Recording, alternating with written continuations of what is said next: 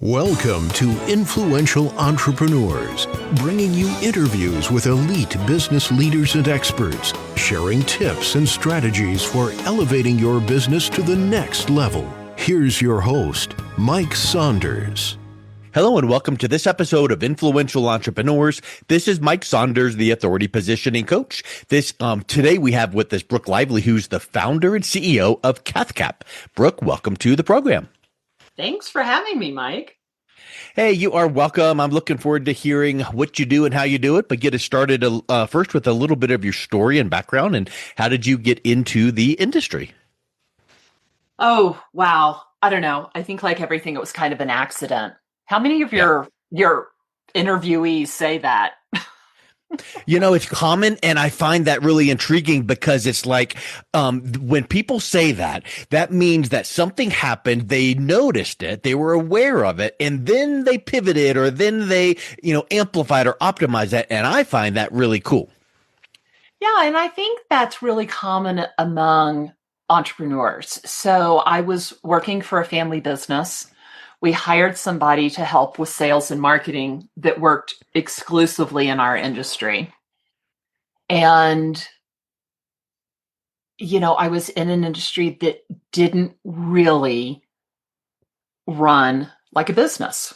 So they ran as a practice. They thought of what they did more as I don't want to say an art, but I was in the legal world.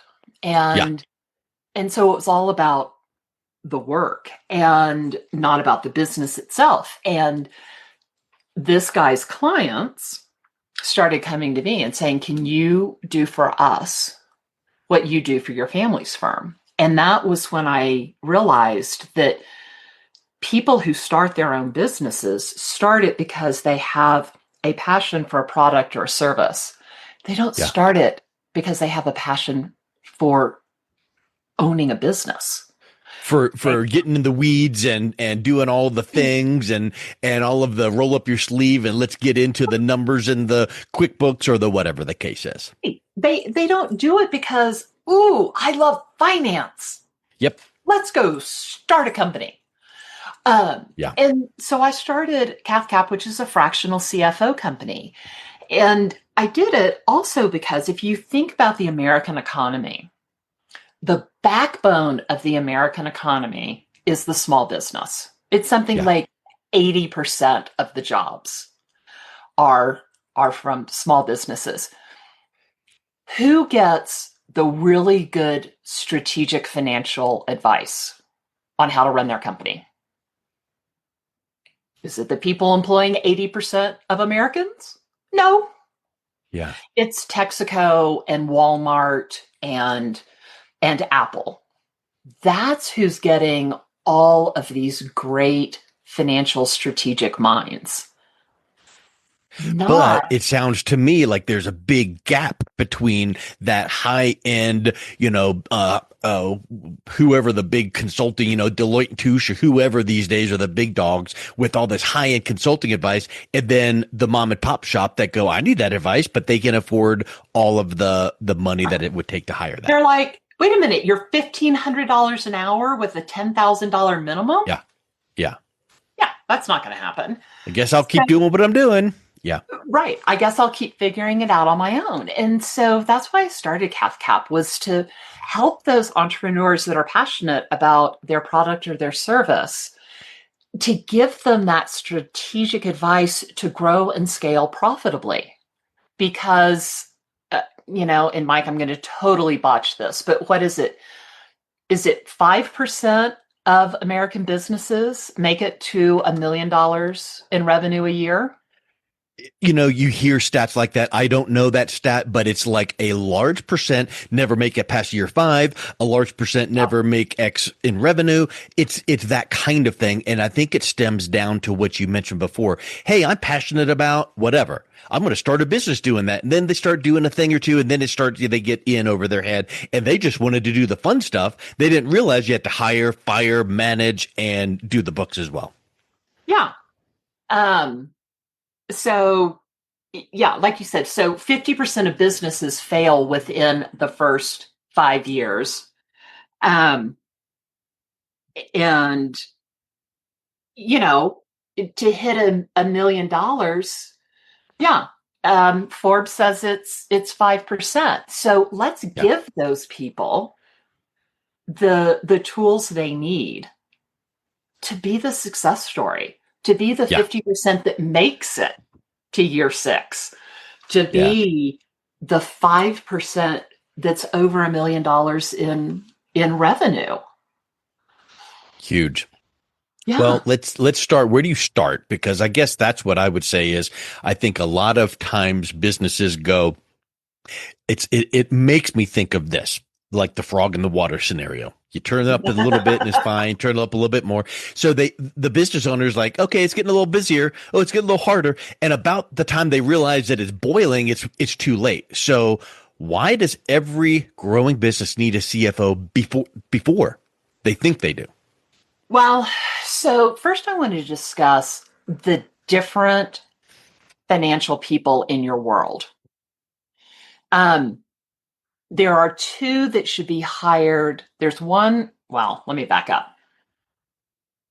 The first financial person you should hire is your tax accountant.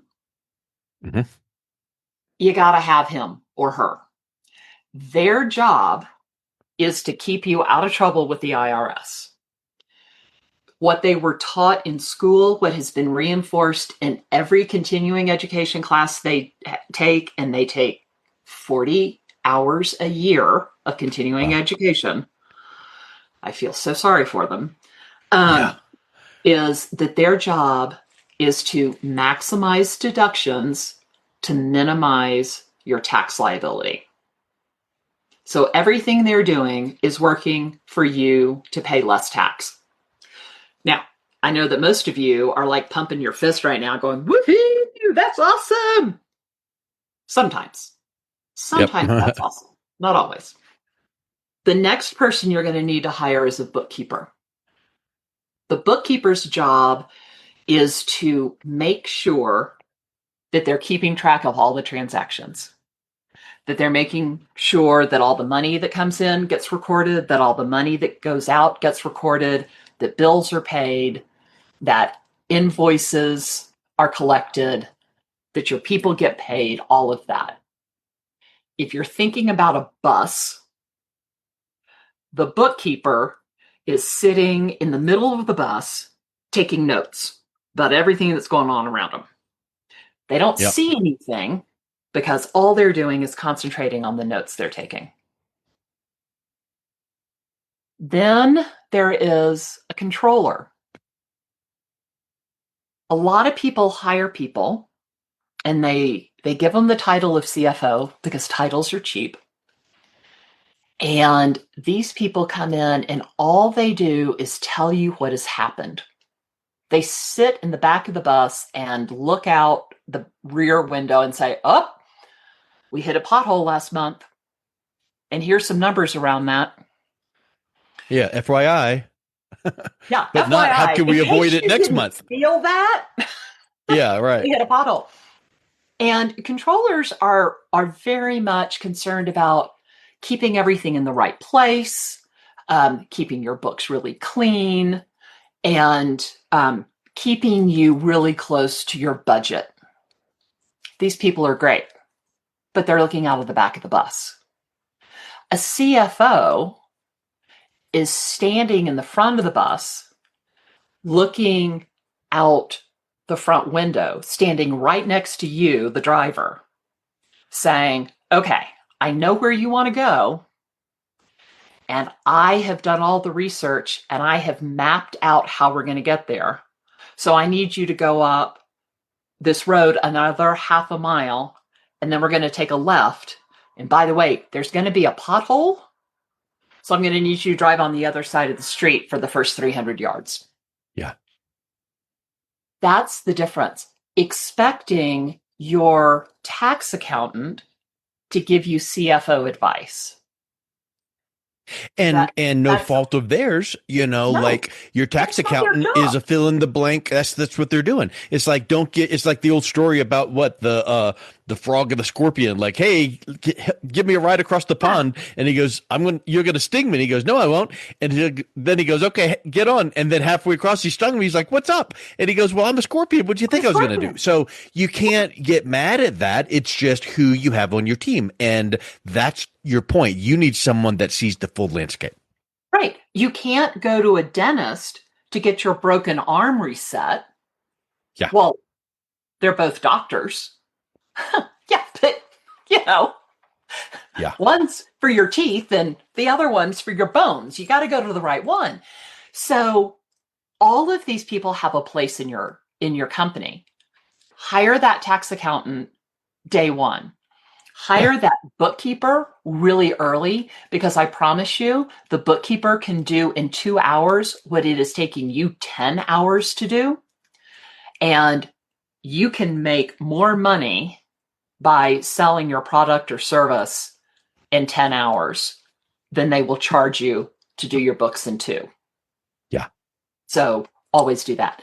And then as you get bigger, as it starts to feel out of control, as you're really growing and scaling, and you know where you want to go, but you don't know the path to get there, that's when you want to bring in a CFO. That's when you want to bring in someone who's really going to be the ringleader of all of these people. So some people will bring in, like I said, the controller and give them the CFO title. Well, controller's looking out the back window, bookkeeper's taking notes, and the accountant's trying to save you on taxes. I have worked with companies before where I have done everything I can to pull more revenue into a year. Yeah. And the tax accountant just literally started yelling, what are you doing? They're going to have to pay more taxes. And my client was like, wait, no, we can't pay more taxes. Don't do that. I'm like, okay, guys, here's the thing. We can pull this $100,000 into this year. And yeah, it's ultimately going to cost you about $20,000, $25,000 in tax. And we can get that $5 million line of credit that we want to get in January. Or we can let that $100,000 go into next year, not show as much profit. And when we apply for that line of credit in January, we're not going to get it, and you're not going to be able to expand your business. Take your pick. Yeah. What do you want to do? They're like, we'll take $20,000 in tax. I'm like, great. You can pay it from your $5 million line of credit. Yep.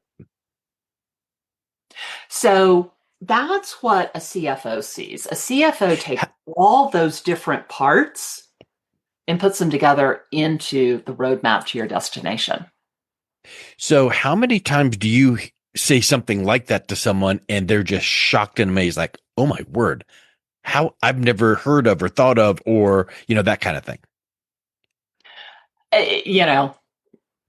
I tell that story fairly often. The other story I tell a lot is the guy who went to buy a house during the pandemic, and he found one. He called the mortgage guy. Mortgage guy goes and does this deal and calls him back and says, you don't pay a lot in tax, do you? He's like, no, I love my accountant. And the mortgage guy's response was, you're the poorest person I've ever met. Yeah. Yeah, he did not get the mortgage. Yep. Yeah, I very often am pointing out things that may seem counterintuitive, but that's what gets us to the goal. Yep. Sense.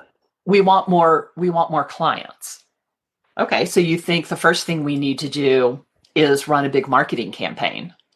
And a lot of times I'll look at people and say, oh no, we can't run that marketing campaign for 6 months.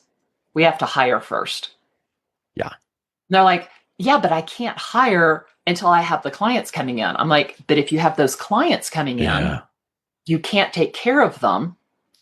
And by the time you've hired the people to do the work, your reputation's going to be gone, just decimated. Yeah. So what do you want to do? Let's go talk to the bank about a line of credit. Let's figure out how we're going to finance it.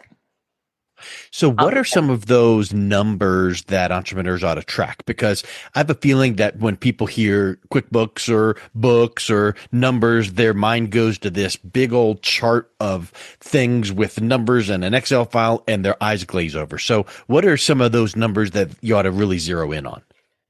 So I think about it this way. There are really 6 categories, and you need to track a number in each of these categories. The categories are cash, ideal ratios, production, budget versus actual, marketing and sales, and then one around, well, it's a little bit more production. I'll explain that one in a minute. So let's look at cash. When we're talking about cash, there are all kinds of things you could look at. You can look at your AR, how much AR you have. You can look at, what's my monthly net. Really, what I think is most important is that you know how much cash you are going to have every week at the end of the week for the next 6 to 8 weeks, or even 12. And, I say at the end of the week because your money does not go out in 4 equal installments every month, and money doesn't come in 4 equal installments. Week 1 and week 3 are the most expensive weeks of the month because they're payroll, and week 1 you have rent. Weeks 2 and 4 are usually less expensive. Does your money come in week 1 and 3? No, because your clients have payroll and rent in week 1 and 3. So they're going to do everything they can to pay you in week 4. So you need to know in advance if you're going to have enough money, or if you need to do something like talk to your landlord about, can I be a few days late on rent this month and shift it. When we're talking about ideal ratios, this is where we're looking at overall profitability. And, I run companies based on the rule of thirds. 1/3 of gross revenue, so revenue after your cost of goods sold, should go to payroll. 1/3 should go to marketing. And 1/3 to payroll, 1/3 to overhead, and 1/3 to profit. And it's that profit number in conjunction with your salary. What I really want to monitor is owner compensation. Yeah. And most owners don't know their total owner benefit, what they're getting in their salary, in their distributions, and in all those expenses that we run through the firm. Because let's face it, we all run expenses through our companies. We all do it. No judgment. I do it too. Whatever. I'm not the IRS. I don't care. Go for it. However, you should know what you're actually making, what your total benefit is. And that's really important, because if you're not getting paid, why does this company exist? You need to be compensated for the time, the effort, and the risk you're taking. So then we want to look at a production number. And this could be your capacity. How many widgets can we produce? Or utilization. We can produce 1,000 widgets, but we only have orders for 800. So we're at 80% utilization. It may be sales goals. It might be billing goals if you bill by the hour. But really, what it normally is some kind of work in progress number. So if you are in the service industry, how much work have we done this month that we're going to bill out at the end of the month? If you're a product-based company, how many orders do we have in production that we're going to ship out this month and get paid on? How much work do we have in progress? Because this month's work in progress is next month's billing. Yeah. Which means it's the month after that's cash. So Huge. that allows you to start really building that cash flow forecast 3 months out. When we look at marketing and sales, we want to know how long your conversion cycle is. From the time you first meet a prospect until they sign on the line that is dotted. What percentage of your prospects convert? Where do your prospects come from? Do they come from referrals or somewhere else? Yeah, you might be putting a whole lot of money in a channel of business that's not bringing in the percentage as others. So find out where that's coming from. Dump more money on the profitable pillars. Mm-hmm. Yeah. Right. So, really look at that. But the number that I like the most, and this is for most types of companies, not all of them. If you're in retail, this isn't for you, but sales calls booked. Yeah. Because if you know what percentage of your sales calls show up and you know what percentage of your sales calls convert, and you know about how long it takes you to produce that product or service, you can look at how many sales calls you have booked this month to know how many contracts you're going to get, which will tell you next month's WIP, which will tell you month 3's billing, which will tell you month 4's cash. Wow. Yeah. You can start looking really far out. It kind of reminds me of the Shark Tank comments when you see people on there going, you got to know your numbers. You do. And they're not complicated numbers, and they do stack on top of each other to some extent. That's why I start with your cash balance. That's the most important one. Yeah. Where are we on cash? And then you start adding numbers that enable you to look further and further out and be more accurate. It also enables you to make sure that we're staffed properly. And that kind of brings us to the next one that looks at the relationship between people and work. How long does it take for you to service a client or produce a product? How many people does it take? How many products can one person produce a month? So it kind of goes back to capacity, but also what does it cost us to produce it? And what are we selling it for? But we want to know overall what we have in stock. What are we doing right now? So if you are, let's make something up, an architecture firm, you know that you can handle 8 projects at any given time. We want to know net new projects every month. We finished 2 projects, we picked up 2 more. We finished 3 projects, we only picked up 1. Oh, now we're down net new 2.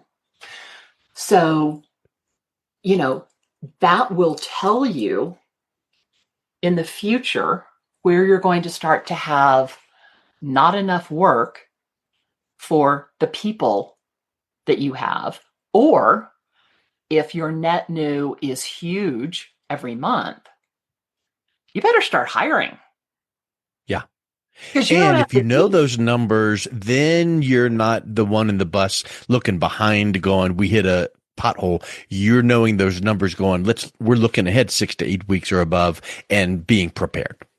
Right. And when you start to see that trend and you know that it takes 4 months to hire an architect, you're like, oh, look, man, we're maxing out pretty soon. We're maxing out in 3 months. Uh-oh, we better get that architect in here today. Or this assembly line is going to max out in 2 weeks. How fast can we get a new assembly line, an additional assembly line up and running? Or are there tweaks we can make to the existing one to increase its capacity? What do we need to do? Yeah. And then the last one I mentioned was budget versus actual.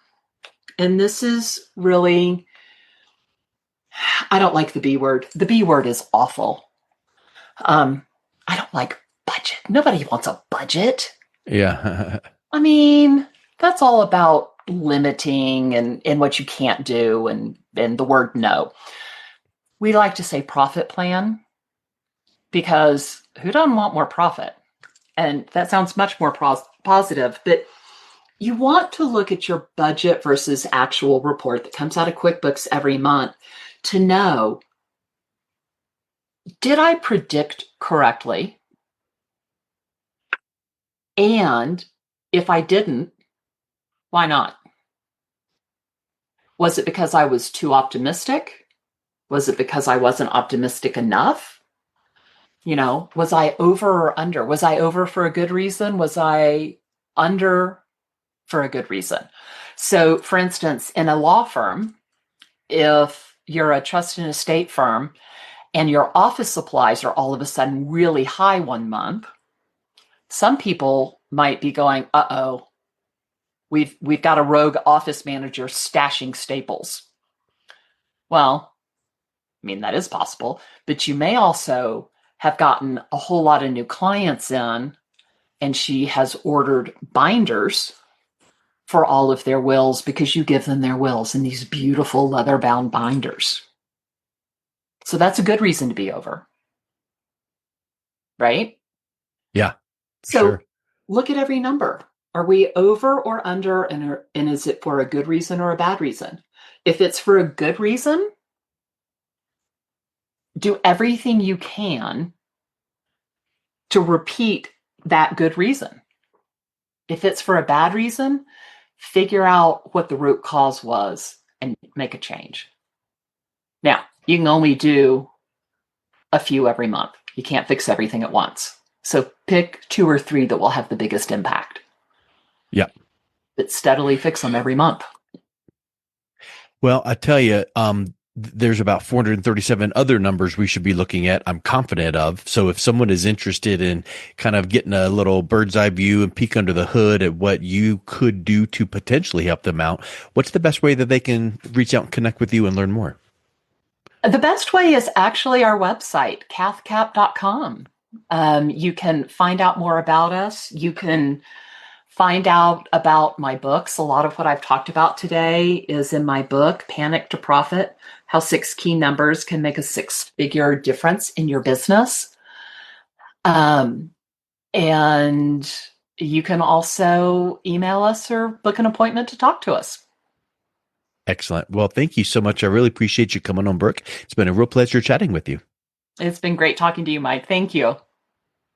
You've been listening to Influential Entrepreneurs with Mike Saunders. To learn more about the resources mentioned on today's show or listen to past episodes, visit www.influentialentrepreneurssradio.com.